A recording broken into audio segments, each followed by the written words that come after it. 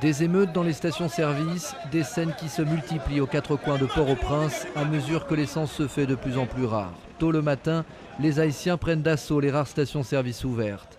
On fait la livraison en discipline pour que tout le monde puisse recevoir la quantité qu'il faut. Il est fort difficile de faire la livraison.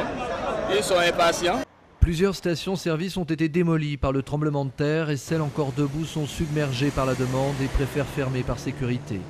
C'est très difficile, parce que le pompiste ne veut pas livrer l'essence correctement.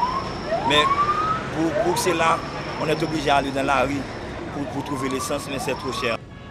Au marché noir, le prix du litre d'essence est le double. Une fortune pour ce chauffeur de taxi-moto obligé de faire monter le prix de la course à 20 $ US. Il peut tourner longtemps sans trouver d'essence et tomber en panne.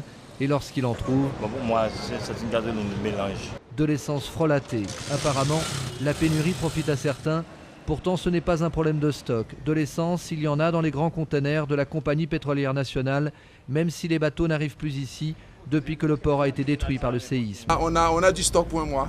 On a du stock pour un mois, c'est rassurant. Les camions sont disponibles, les employés sont là. Ce matin, on vient tout juste de refaire surface, là, comme ça, avec notre staff.